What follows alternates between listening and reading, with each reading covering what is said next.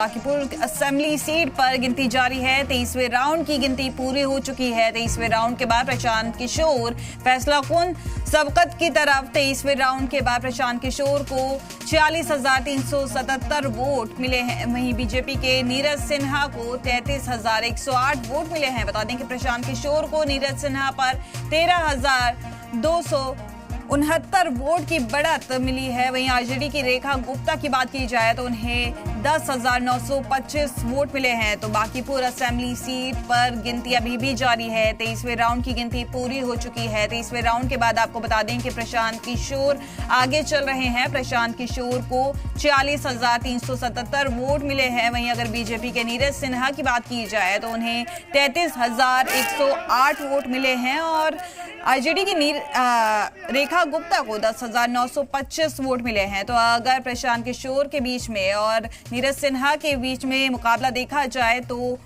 ये प्रशांत किशोर को नीरज सिन्हा पर 13,269 वोट की बढ़त देखी जा सकती है।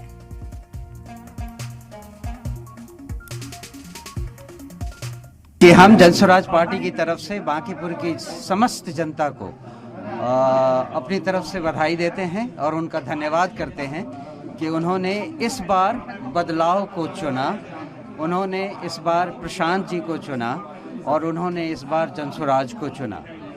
जो दूसरी बात है वो ये ध्यान देने की है कि इसमें जनस्वराज की तरफ न जाति का, न धर्म का, न विचारधारा का किसी भी चीज़ का बंटवारा नहीं हुआ। आप देखें क्रॉस द लाइन लगभग हर राउंड में एक्सेप्ट वन हर राउंड में प्रशांत जी को पॉजिटिव सपोर्ट लोगों से मिला है और बढ़त पॉजिटिव रही है। ये दिखाता है कि पूरे बांकीपुर में कोई भी ऐसा पॉकेट नहीं था जहां जनस्वराज की आवाज़ नहीं पहुंची हो और जहां प्रशांत किशोर के व्यक्तित्व की छाप नहीं पड़ी हो। बांकीपुर उपचुनाव के रुझान के बाद पसरा सन्नाटा। पटना बीजेपी ऑफिस में पसरा सन्नाटा। तो बांकीपुर असेंबली सीट पर गिनती जारी है। 23वें राउंड के बाद ये साफ हो गया है कि प्रशांत किशोर आगे बढ़ रहे हैं। बीजेपी के नीरज सिन्हा को 33,108 वोट मिले हैं जबकि प्रशांत किशोर को 46,370 वोट मिले हैं। तो इसके बाद बांकीपुर उपचुनाव के रुझान के बाद बीजेपी ऑफिस में सन्नाटा पसरा है।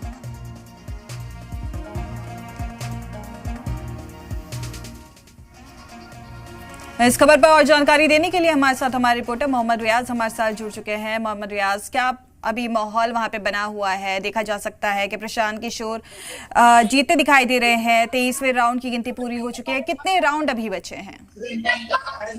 जी सानिया, एक अपडेट है कि अभी 24वें राउंड की गिनती हो गई है और करीब 48,000 वोट जो है प्रशांत किशोर को मिला है। मतलब कि 48% वोट भी प्रशांत किशोर को अभी तक मिल चुका है। अब प्रशांत किशोर जो है करीब 23,000 वोटों से लीड कर रहे हैं। वही दूसरे नंबर पे जो है बीजेपी के कैंडिडेट है नीरज सिन्हा, दूसरे नंबर पे है और करीब 22,000 वोट से जो है पीछे चल रहे हैं। वही तीसरे नंबर पे जो है आरजेडी की रेखा गुप्ता है। आपको हम बताना चाहेंगे कि सुबह से ही जब गिनती शुरू हुई थी तो प्रशांत किशोर ने लीड पे लिया था। 500, 700, 1000 करते हुए जो ये लीड है 22-23,000 तक पे पहुंच गई है। इसके बाद से कभी प्रशांत किशोर किसी भी राउंड की गिनती में पीछे नहीं रहे। टोटल जो राउंड है वो 33 राउंड होना है काउंटिंग, जिसमें से अभी तक जो है 24 राउंड हो चुका है। 24 राउंड होने के बाद भी प्रशांत किशोर लगातार बढ़त बनाए हुए हैं, यानी वो जीत की तरफ है।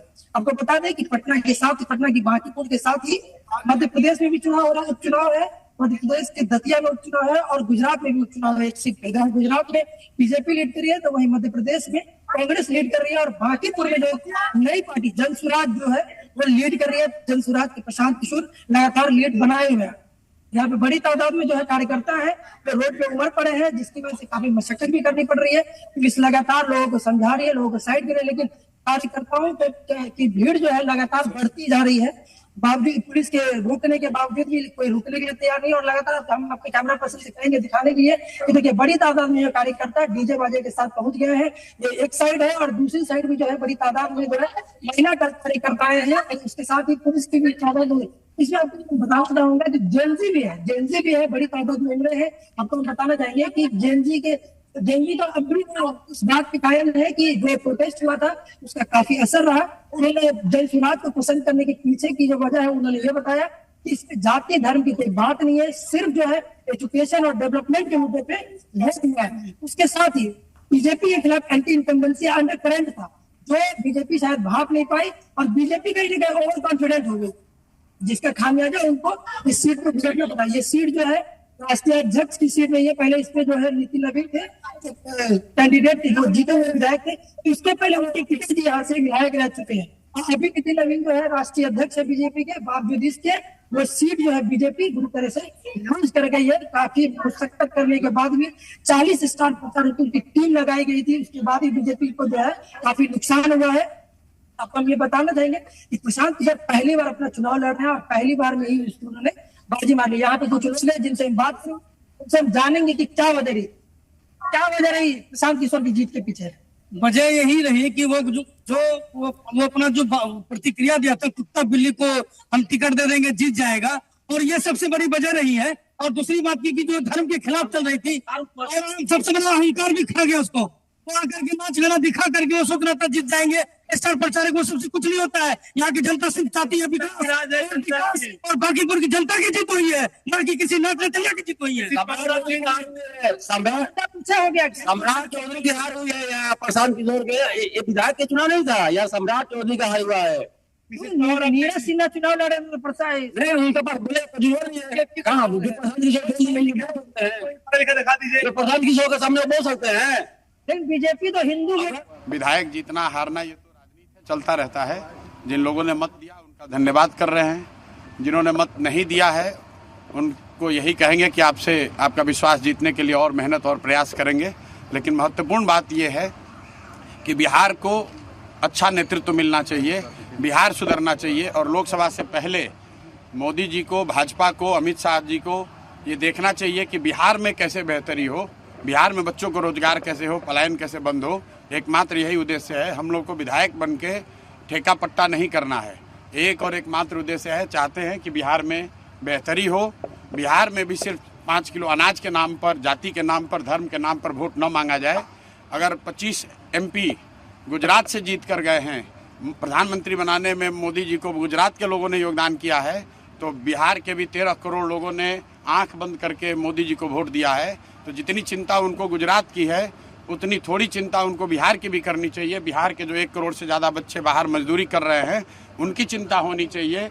बिहार के लिए कोई एक स्पेशल प्रोग्राम बनाना चाहिए ताकि बिहार से पलायन बंद हो। कोई भी बच्चा यहाँ से 10-15 हज़ार रुपये के लिए अपने घर परिवार समाज को छोड़कर उसको गुजरात, बॉम्बे, दिल्ली, कलकत्ता, कोयम्बटूर, तमिलनाडु, कर्नाटक न जाना पड़े। इसी उद्देश्य को लेकर हम लोग यहाँ आए हैं। और आज की जीत उसी बात को फिर से मजबूत करने के लिए है कि NDA को, भाजपा को लोगों ने जिताया है।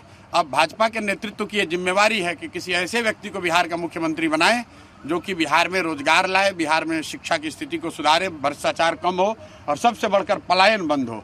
ये सीधा सीधा मैसेज है। 30 बरस का जो गढ़ है वो सिर्फ 30 दिनों में ढह गया। वो सिर्फ इसलिए ढहा है कि बिहार के लोग भी चाहते हैं कि अब 4 किलो 5 किलो अनाज और जाति से ऊपर उठकर हम लोग के बच्चों के पढ़ाई रोजगार के लिए केंद्र सरकार और राज्य सरकार काम करे। अगर वो काम नहीं करेंगे तो आगे चुनाव के परिणाम उनको ऐसे ही देखने को मिलेंगे।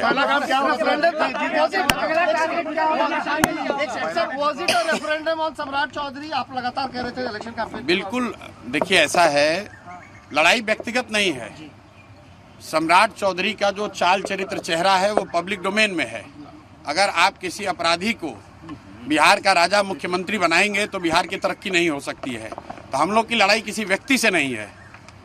बहुमत भाजपा का है, NDA का है, मुख्यमंत्री तो उन्हीं का बनेगा। हम लोग बस इतना ही आग्रह कर रहे हैं, बिहार की जनता इतना ही आग्रह कर रही है, बांकीपुर की जनता इतना ही मोदी जी से आग्रह कर रही है कि किसी अच्छे चरित्रवान काबिल आदमी को बिहार का मुख्यमंत्री बनाइए ताकि बिहार के लोग भी इस बात का गौरव, बिहारी होने का गौरव कर सकें, ताकि हम लोग के बच्चों के लिए भी पढ़ाई रोजगार की व्यवस्था हो। सब कुछ सुविधा अगर गुजरात के ही लोगों को मिलेगी तो सिर्फ बिहार के लोग कहाँ जाएंगे। गुजरात के लोग 1 लाख करोड़ के बुलेट ट्रेन पर चलेंगे, वो ठीक है, लेकिन हम लोग को कम से कम पैसेंजर भी तो मिलना चाहिए। बिहार के लोग सिर्फ मजदूरी करने के लिए नहीं पैदा हुए हैं और 5 साल के लिए भाजपा को मैंडेट मिला है। उनको अच्छा आदमी देना चाहिए, अच्छे लोगों को मंत्रिमंडल में रखना चाहिए ताकि बिहार की तरक्की हो, बिहार का विकास हो। अगला टारगेट क्या है प्रशांत जी? हमारी पहला काम क्या होगा सर जीत के बाद?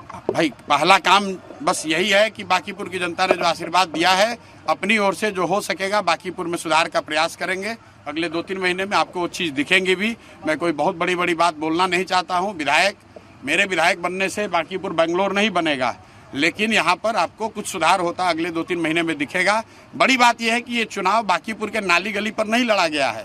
ये चुनाव लड़ा गया है कि बिहार का नेतृत्व किसके हाथ में होना चाहिए, और बांकीपुर की जनता ने ये संदेश दिया है भाजपा के नेतृत्व को कि भाई आप अच्छे आदमी को बिहार का मुख्यमंत्री बनाइए। सम्राट चौधरी की जगह किसी कुशवाहा को बनाना है बनाइए, कोई दिक्कत नहीं है, कुशवाहा को ही बनाइए, लेकिन कुशवाहा समाज के ही किसी अच्छे आदमी को बनाइए।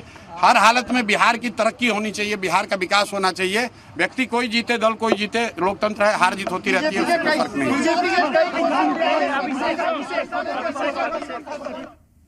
तो प्रशांत किशोर को आप सुन रहे थे। हमारे साथ हमारे रिपोर्टर मोहम्मद रियाज भी जुड़े हुए थे, जिन्होंने हमें अपडेट दिया है कि 24वें राउंड की भी गिनती पूरी हो चुकी है और अब भी प्रशांत किशोर आगे चल रहे हैं। बहुत शुक्रिया रियाज आपका इस जानकारी के लिए।